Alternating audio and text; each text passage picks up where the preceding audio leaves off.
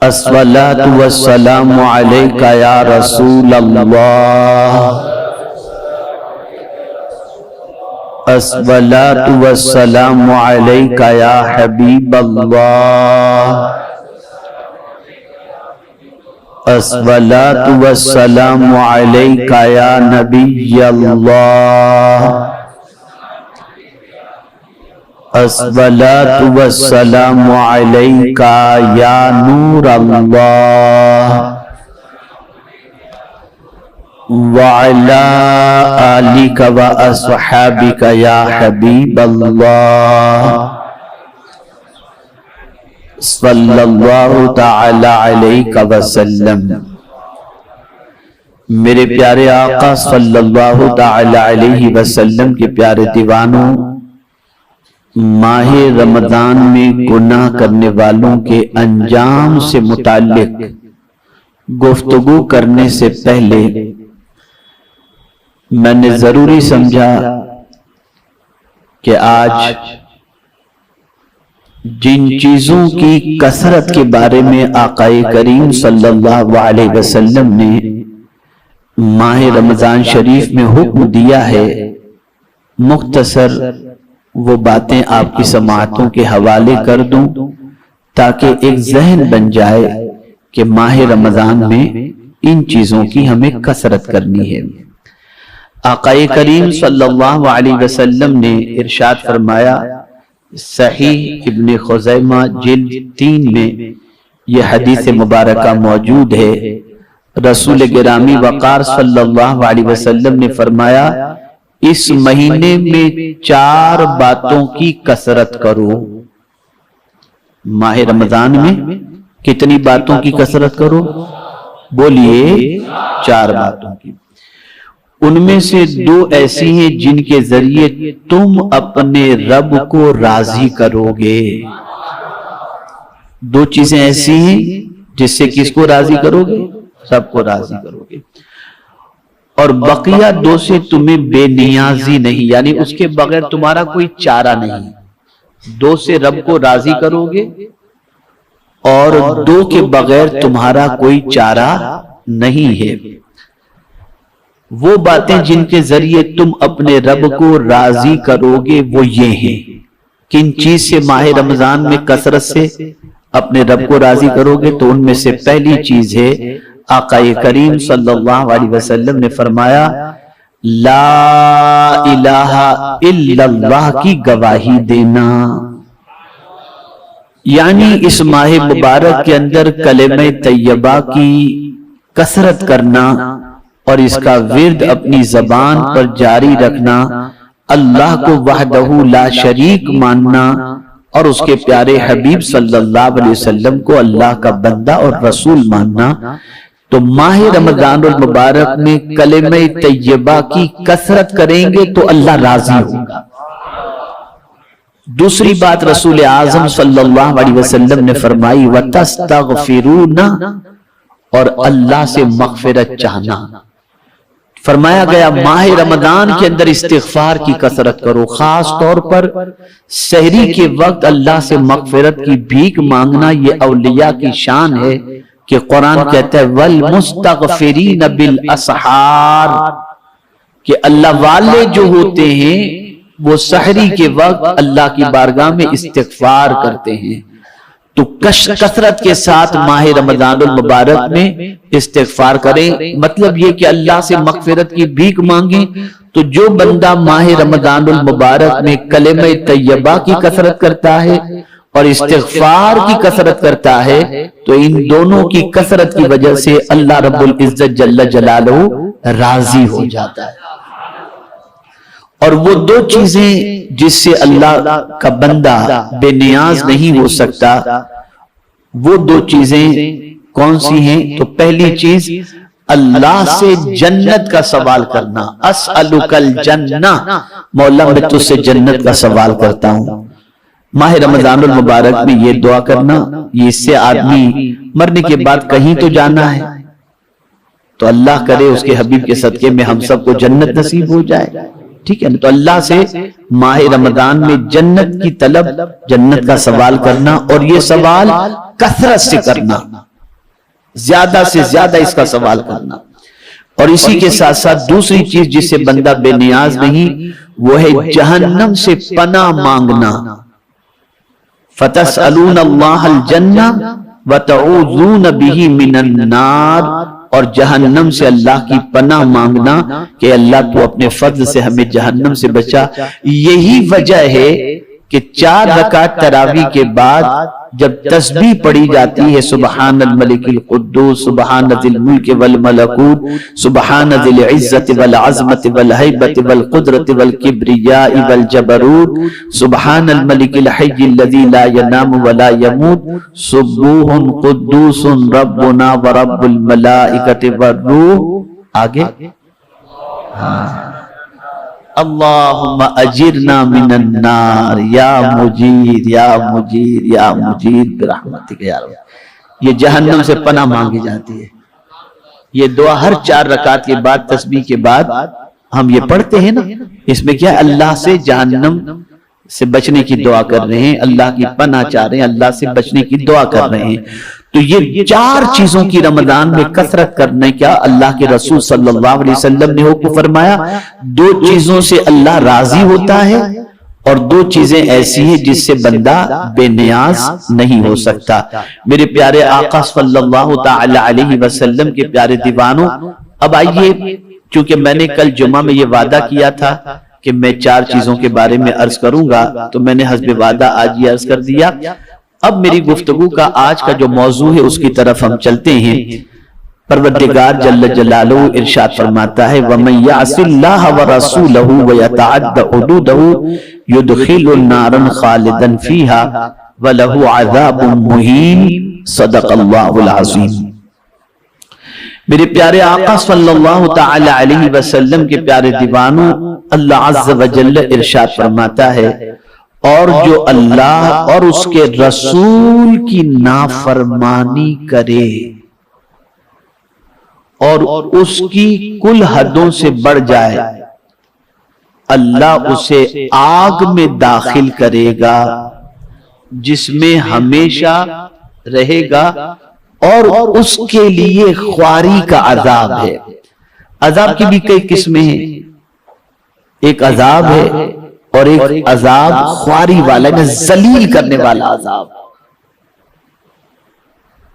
تو جو بھی اللہ کی حدود کو پامال کرے گا, اللہ کی حدوں کو, اللہ کے رسول صلی اللہ علیہ وسلم کی حدوں کو توڑے گا, اس کے لیے جہنم کا عذاب ہے جس میں وہ ہمیشہ رہے گا. میرے پیارے آقا صلی اللہ تعالی علیہ وسلم کے پیارے دیوانوں, اب ہم تھوڑا سا سمجھنے کی کوشش کرتے ہیں تاکہ ہمیں پتا چلے کہ اللہ کے رسول صلی اللہ تعالی علیہ وسلم نے ماہ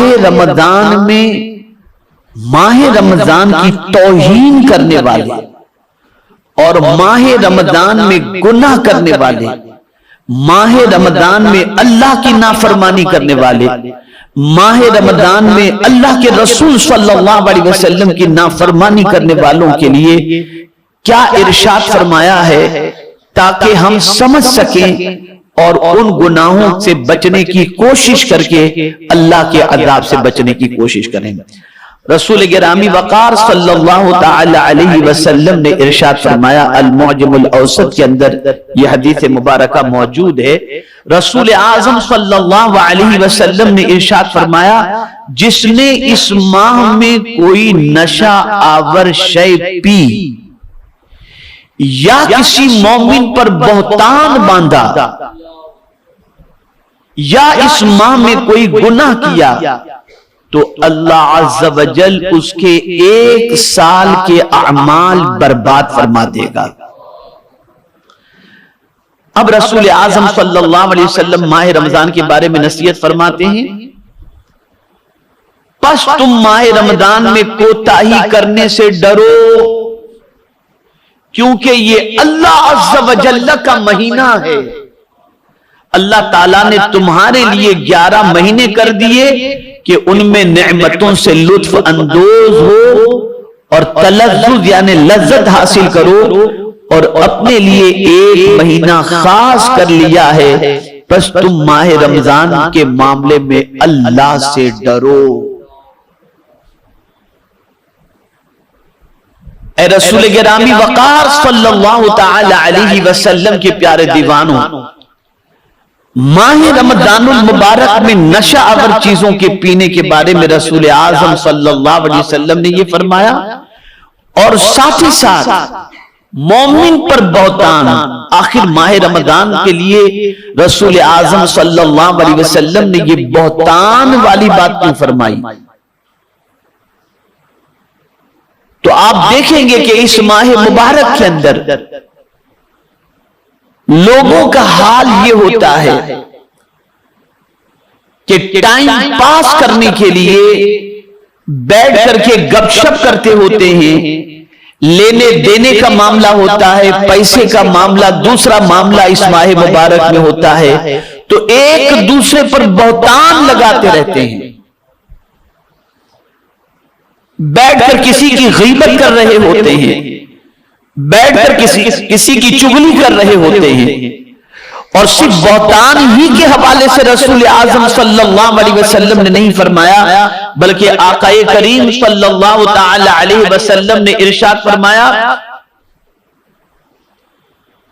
کہ تم ماہ رمضان میں کوتاہی کرنے سے ڈرو، یعنی تم کوئی بھی گناہ کرنے سے ماہ رمضان میں ڈرو، اس لیے کہ 11 مہینے تو اللہ عز و جل نے تمہیں عطا فرما دیے، اور یہ ایک مہینہ اللہ عز و جل نے اپنا مہینہ قرار دیا۔ اور کتنی پیاری بات ہے اور کتنا میرے رب کا کرم ہے۔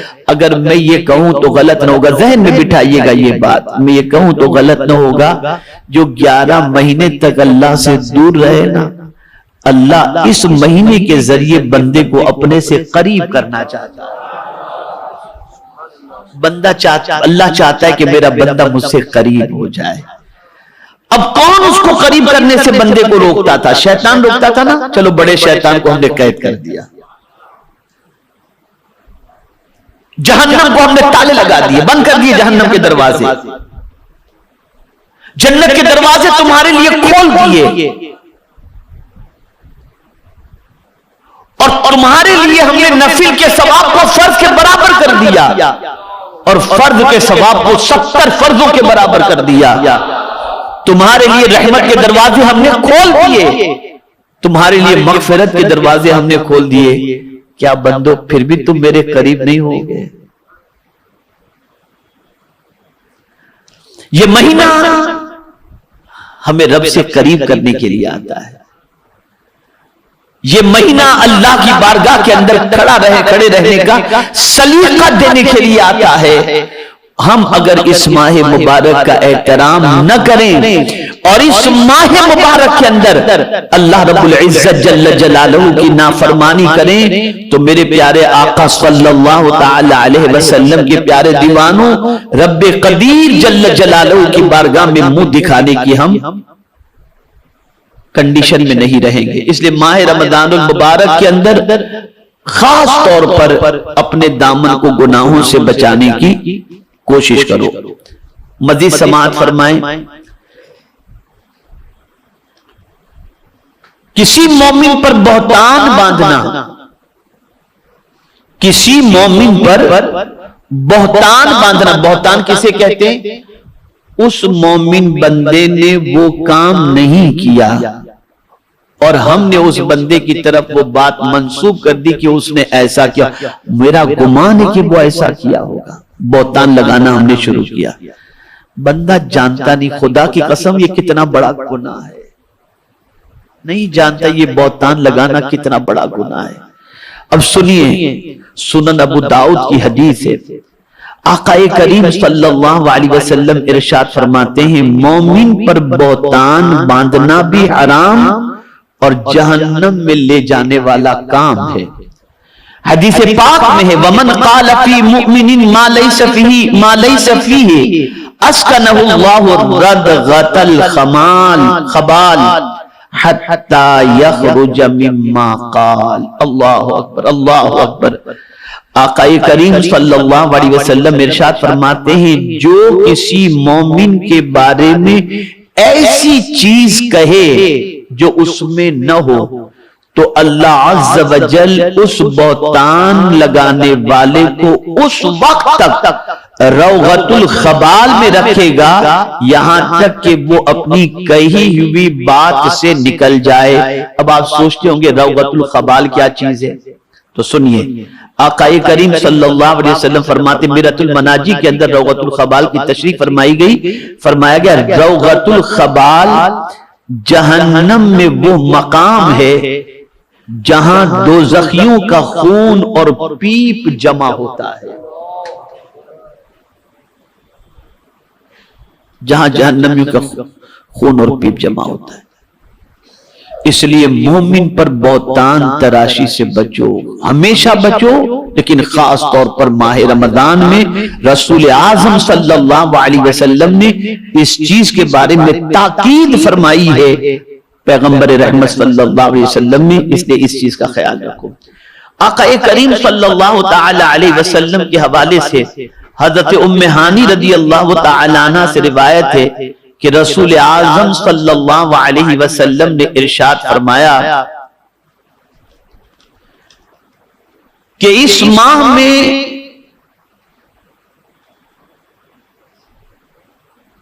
رسول اعظم صلی اللہ علیہ وسلم نے ارشاد فرمایا میری امت ذلیل و رسوا نہ ہوگی۔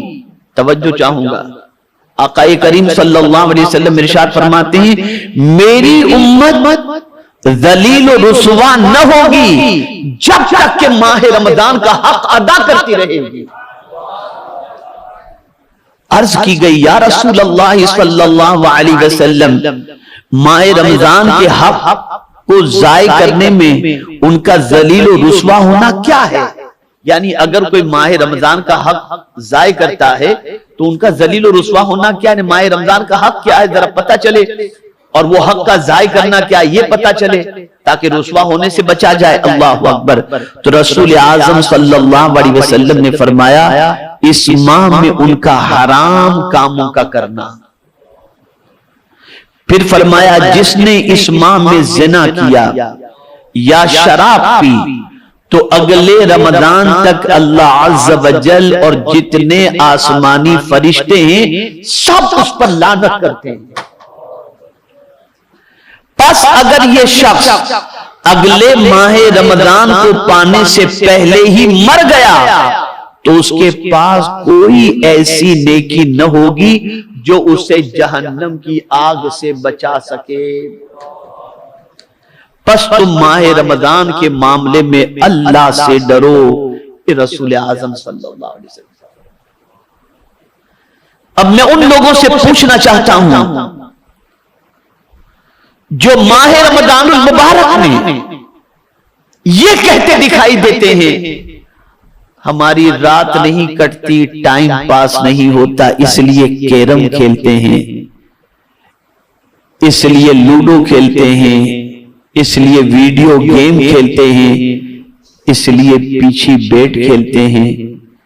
میں پوچھنا چاہتا ہوں ذرا سورہ علم نشرہ پڑھ کر کے دیکھو، پڑھو ٹائم کے بارے میں حضور صلی اللہ علیہ وسلم سے رب نے کیا کیا، کیا ارشاد فرمایا فَإِذَا فَرَغْتَ فَانْصَبْ وَإِلَىٰ رَبِّكَ فَارْغَب۔ کس کام سے تم فارغ ہو جاؤ؟ حضور کون سا کام کرتے تھے؟ تو رسول اعظم صلی اللہ علیہ وسلم تعلیم کا کام کرتے تھے، تزکیے کا کام کرتے تھے، تربیت کا کام کرتے تھے، یہ سارے کام کرتے تھے رسول اعظم صلی اللہ علیہ وسلم۔ اب قرآن کہتا ہے جب ان کاموں سے فارغ ہو جاؤ وَإِلَىٰ رَبِّكَ فَارْغَب، تو تمہارے رب کی طرف راغب ہو جاؤ، یعنی اپنے رب کی عبادت کے اندر مصروف ہو جاؤ۔ پتہ چلا اگر تمہارے پاس ایکسٹرا ٹائم بچ گیا ہے تو تمہیں لہو لعب کے لیے نہیں، پیغمبر کی سنت یہ ہے کہ تم اللہ کی یاد کے اندر اپنے باقی ٹائم کو تم خرچ کرو۔ حیرت کی بات ہے وہ مسلمان جو عام مہینوں کے اندر رات کو نہیں کھیلتا تھا، عام دنوں کے اندر جو کھیل کے لیے ٹائم نہیں نکالتا تھا، وہ رمضان المبارک کے اندر ٹائم پاس کھیل کے ذریعے کرتا ہے. خدا کے بندو کتنی بڑی توہین کر رہے ہو تم اللہ کے مہینے کی. یہ اللہ کا مہینہ ہے. اللہ چاہتا ہے کہ اس مہینے کے اندر بندہ ہر چیز سے ٹوٹ کر میرا بن کر کے رہ جائے اور میری عبادت اور ریاضت کی لذت سے وہ آشنا ہو جائے. میرے پیارے آقا صلی اللہ تعالی علیہ وسلم کے پیارے دیوانوں اسی طریقے سے رسول گرامی وقار صلی اللہ تعالی علیہ وسلم نے ارشاد فرمایا اذا لم يدع الصائم قول الزور والعمل به والجهل فليس لله حاجة في ان يدع طعامه وشرابه. آقا کریم صلی اللہ علیہ وسلم نے ارشاد فرمایا جو بری بات کہنا اور اس پر عمل کرنا اور جہالت کو نہ چھوڑے تو اس کے بھوکا پیاسا رہنے کی اللہ عز و جل کو کوئی حاجت نہیں.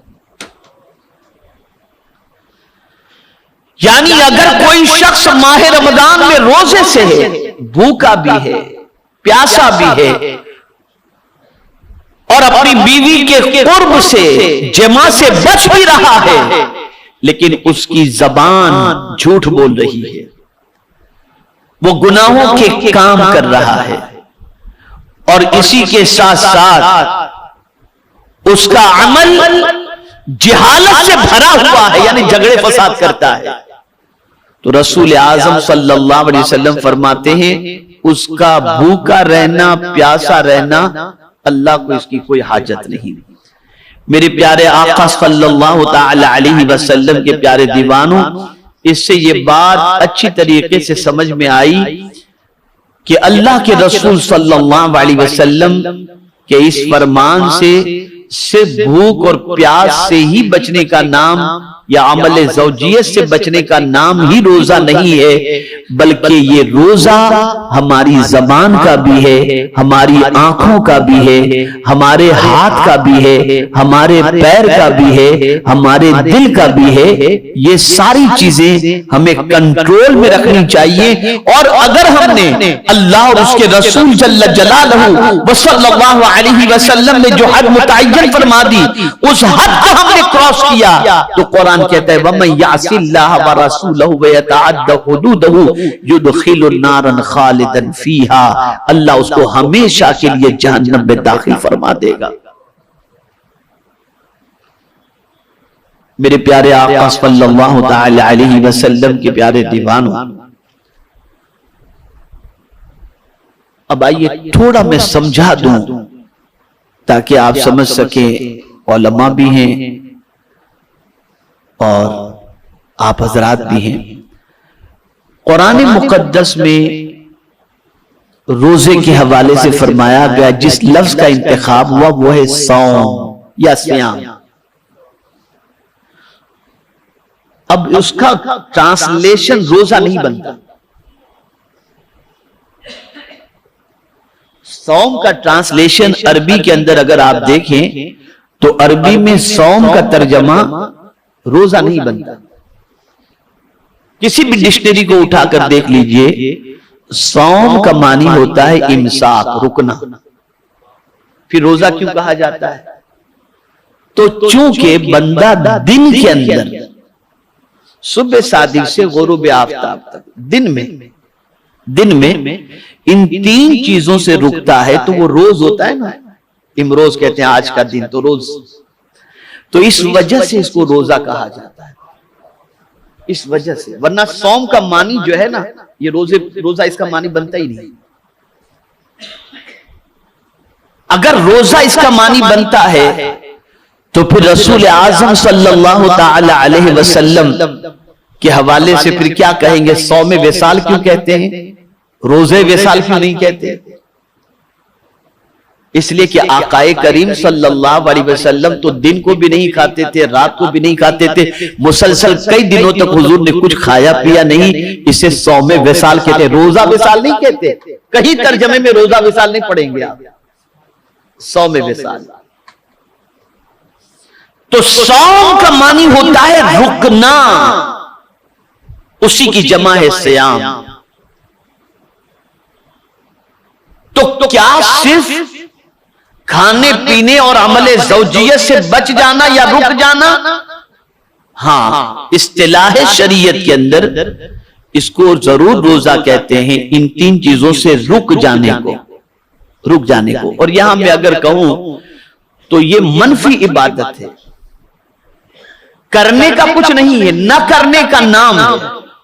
صوم تین چیزوں سے بچ جانا اور تین چیزوں سے رک جانا، یہ منفی عبادت، نہ کرنا، کھانا نہیں کھانا، پانی نہیں پینا، عمل زوجیت سے بچنا ہے روزے کی حالت میں، دن میں صبح صادق سے لے کر غروب آفتاب تک، تو نہ کرنے کا نام جو ہے وہ روزہ ہے۔ تو یہ منفی عبادت ہے، لیکن ہے اتنی بڑی عبادت کہ کوئی عبادت سوتے میں نہیں ہوتی، لیکن یہ عبادت ایسی ہے کہ روزے دار سو رہا ہے تب بھی عبادت کا ثواب لکھا جا رہا ہے۔ کیوں؟ ذرا سمجھو، اس کو سمجھو، میں جو سمجھانا چاہتا ہوں ٹاپک کے اعتبار سے، اس لیے کہ وہ روزے کی حالت میں گناہ سے بچا ہوا ہے، اس لیے اس کا گناہ سے بچنا بھی عبادت ہے۔ اور گناہ کیا؟ اللہ کی نافرمانی سے بچنا یہ ثواب، اللہ کی نافرمانی کرنا یہ گناہ ہے۔ تو بندہ اللہ کی فرما برداری کرتے ہوئے کھانے پینے اور عمل زوجیت سے بچا ہوا ہے، اس لیے یہ نافرمان اور گنہگار نہیں لکھا گیا، فرما بردار بنا ہوا ہے، اس لیے اس کا سونا بھی میرے رب کے نزدیک عبادت کا ثواب حاصل کرنا ہے۔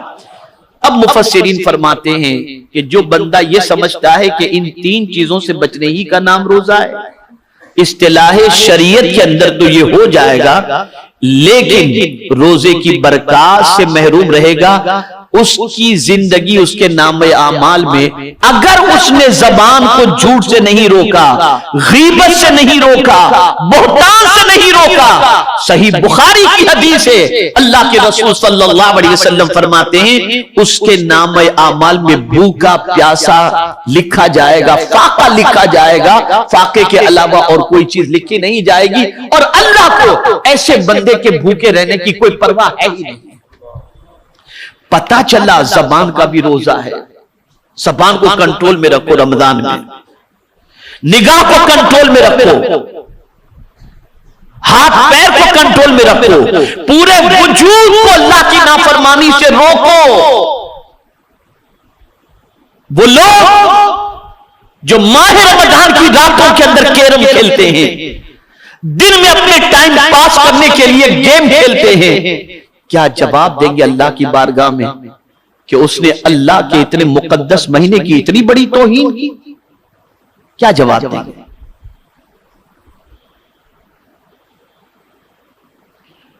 اے رسول گرامی وقار صلی اللہ تعالی علیہ وسلم کے پیارے دیوانوں، ایک مجوسی اس کا بیٹا ماہ رمضان میں کھلے عام کھا رہا تھا، اس نے اپنے بیٹے کو تماچا مارا اور کہا کہ تو رمضان میں مسلمانوں کا یہ ماہ رمضان ہے، مقدس مہینہ، تو اس میں کھا رہا ہے؟ اس نے کہا ابا تم بھی تو کھاتے ہو۔ کہا میں بازار میں کھاتا ہوں، میں تو گھر میں کھاتا ہوں، دن میں مسلمانوں کے مہینے کا احترام کرتا ہوں، ماہ رمضان کا، اس میں لوگ نہیں کھاتے، میں تو چھپ کر کے کھاتا ہوں، گھر میں بیٹھ کے کھاتا ہوں، پبلک میں نہیں کھاتا ہوں۔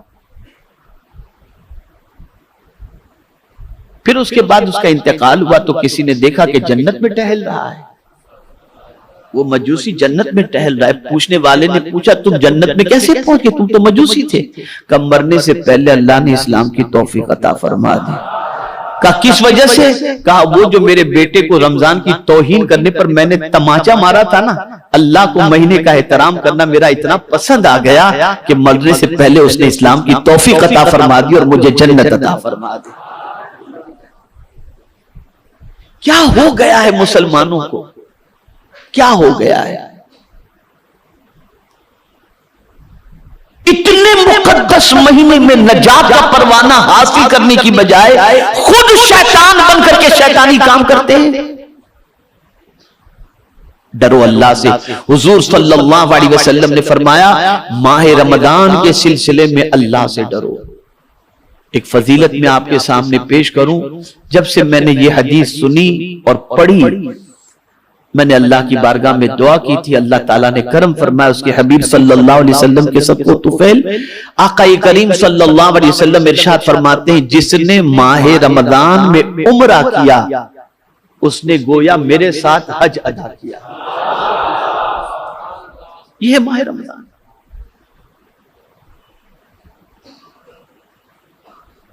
آپ سب کی ذمہ داری، آج یہ میرا پیغام دل و دماغ کے اندر محفوظ کر لو، آپ سب کی ذمہ داری ہے، جہاں جہاں بھی جن جن محلوں میں اور گھروں کے اندر لوگ ماہ رمضان میں کیرم کا اہتمام کرتے ہیں، ماہ رمضان میں گیم کھیلتے ہیں، ماہ رمضان میں کرکٹ کھیلتے ہیں، بیڈمنٹن کھیلتے ہیں، آپ نکلو اور ان کو ہاتھ جوڑ کے سمجھاؤ خدا کے لیے آپ یہ مت کرو۔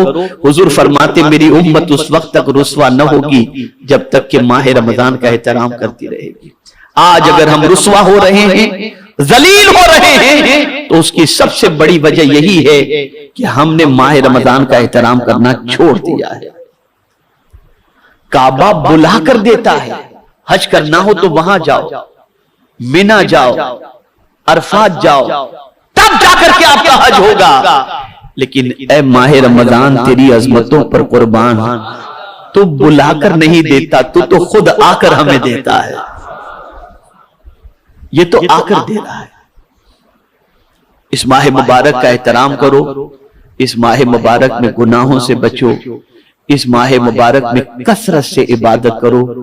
آقا کریم صلی اللہ علیہ وسلم کے ارشاد کا مفہوم ہے، اگر میں بتا دیتا کہ ماہ رمضان کی برکتیں کیا ہیں تو تم تمنا کرتے کہ 12 کے 12 مہینے رمضان ہی کے رہے ہیں۔ مجھے یاد آ گئی ایک آیت کریمہ، زبان کا بھی روزہ ہوتا ہے۔ حضرت مریم رضی اللہ تعالی عنہا جب اللہ تعالیٰ نے ان کو حضرت عیسیٰ کی شکل میں ایک بچے سے نوازا تو اس زمانے کے یہودی، مجھے حیرت ہوتی ہے کہ آج یہودی اور عیسائی کیسے دوست بن گئے ہیں۔ سب سے زیادہ حضرت مریم پر اعتراض کرنے والے تو یہودی ہی رہے۔ خیر، تو یہودیوں نے خوب اعتراض اور شور مچایا کہ بغیر باپ کے بیٹا کیسے ہو گیا۔ تو جانتے ہیں آپ، جب اعتراض کرنے والے پہنچے اور کچھ لوگ پہنچے حضرت مریم کے پاس کہ یہ بیٹا کہاں سے آیا، کہاں سے آیا، قربان جائیے ان کے جواب پر۔ کہتے انی نذرت للرحمن صوما فلن اکلم اليوم انسیا، میں نے رحمان کی نذر مان لی کہ چپ رہوں گی اور آج کے دن میں کسی سے بات نہیں کروں گی، چپ، میں نے نذر مان لی۔ پھر انہوں نے کہا یہ بچے کے بارے میں تم کہتے تم چپ رہو گی تو کون بتائے گا کہ یہ بچہ کیسے، کہاں سے، کس کا ہے، کون ہے؟ کیا کرم ہے قدرت کا۔ قرآن کہتا ہے کہ چونکہ لگے ہوئے الزام کو دھونا بھی تھا اور وضاحت بھی کرنی تھی، تو قرآن کہتا ہے بولی نہیں، چپ کا روزہ تھا، جو نظر مانی تھی اسے پورا کیا، چپ رہی وہ۔ فَأَشَارَتْ إِلَيْهِ، ان کی طرف اشارہ کیا۔ مجھے کیا پوچھتے ہو، ذرا بچے ہی سے پوچھ لو کہ یہ کون ہے، اسی سے پوچھ لو۔ پتہ چلا ولیہ کے اشارے میں وہ تاثیر ہے کہ بچپن میں بھی بچہ بولنے لگ جائے۔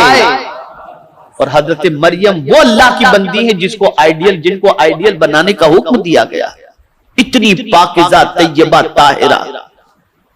فَأَشَارَتْ إِلَيْهِ، تو پھر ان لوگوں نے کہا قَالُوا كَيْفَ نُكَلِّمُ مَنْ كَانَ فِي الْمَهْدِ صَبِيًّا، یہ جھولے میں جھولنے والا بچہ، پیدا ہونے والا بچہ بولے گا کیسے؟ کیف نکلم، کیسے ہم سے بات کرے گا؟ حضرت عیسیٰ نے سن لیا، جھولے میں تھے، چھوٹے سے تھے، ابھی پیدا ہوئے تھے، سن لیا۔ تو قربان جائیے، قرآن کہتا ہے، یہ قرآن کہہ رہا ہے، کہتے انی عبداللہ آتانی الکتاب وجعلنی نبیّا، میں اللہ کا بندہ ہوں، مجھے کتاب دی گئی اور مجھے نبی بنایا گیا۔ یہ جھولے میں جھولنے والا بچہ اس طریقے سے بول رہا ہے، ماں کے اشارے میں وہ طاقت ہے کہ جھولے میں بیٹھے ہوئے بچے کو بھی اللہ بولنے کی طاقت عطا فرما دیتا ہے۔ لیکن یہاں سمجھنے کی بات یہ ہے کہ حضرت مریم نے چپ رہنے کا بھی روزہ رکھا تھا۔ میں آپ کو ایک نصیحت کرتا ہوں، ماہ رمضان المبارک میں زیادہ میل جھول کی فکر مت کرنا، قرآن سے شغف رکھو، جہاں ٹائم ملا کھولو قرآن پڑھو۔ اگر کوئی دینی پروگرام آپ دیکھ رہے ہیں جیسے تحریک کا بھی انشاءاللہ ریلے ہوگا، اسے سنیں، لیکن قرآن مقدس میں کثرت کے ساتھ جو کام کرنا ہے وہ تلاوت قرآن مقدس، اور جو 4 باتیں میں نے بتائیں، کلمہ طیبہ کی کثرت، استغفار کی کثرت، اور اسی کے ساتھ ساتھ میرے پیارے آقا صلی اللہ علیہ وسلم کے پیارے دیوانوں، جنت کا سوال اور جہنم سے پناہ مانگنا ہے۔ آپ نے کوشش کرنی ہے کسی مسلم محلے کے اندر اور گھر کے اندر کوئی کھیل کود کی طرف نہ جائے۔ انشاءاللہ آپ کی کوشش سے اگر کوئی بچ گیا تو یقین مانیں اس کا اجر بھی اللہ تعالیٰ دونوں جہاں میں عطا فرمائے گا۔